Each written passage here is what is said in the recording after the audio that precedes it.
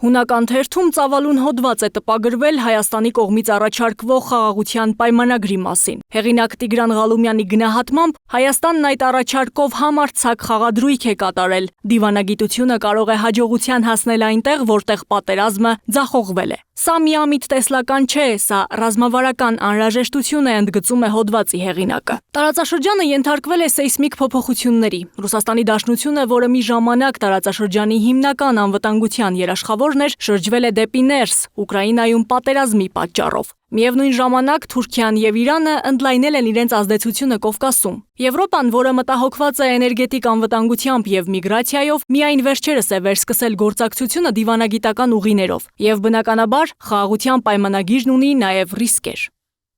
Ներքին կյանքում Հայաստանի վարչապետ Նիկոլ Փաշինյանը բախվում է քաղաքական հակառակորդների եւ հանրության որոշ զանգվածների կոշտ քննադատությանը, որոնք խաղաղության պլանը համարում են դավաճանություն։ Այսպես կոչված Զանգեզուրի Միջանցքի գաղափարի առաջմղումը Հայաստանի հարավային Սյունիքի մարզով մտահոգություն է առաջացրել Հայաստանի ինքնիշխանության հնարավոր խախտումների վերաբերյալ, սակայն չնայած այս վտանգներին, հնարավոր օգուտները կարող են փոխակերպող դեր խաղալ։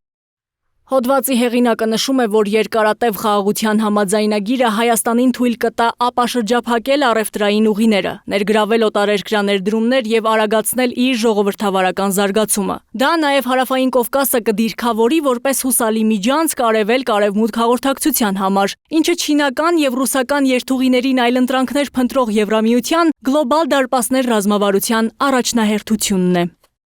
Այս համատեքստում Եվրոպան չի կարող իրեն թույլ տալ լինել կողմնակի դիտորդ։ Հարավային Կովկասը կարող է հեռու թվալ, բայց այն պայքարի առաջնագիծ է։ ԵՄ-ի դերը Հայաստանի ու Ադրբեջանի միջև բանակցությունների խթանման գործում գովելի էր, բայց սահմանափակ։ Հիմա ժամանակն է, որ Բրյուսելը խորացնի իր ներգրավվածությունը ոչ միայն երկխոսության հարթակների միջոցով, այլև իրական աջակցությամբ, սահմանային մոնիտորինգի առաքելություններով, ներդրումային փաթեթներով եւ քաղաքացիական հասարակությունների միջև գործընկերությամբ։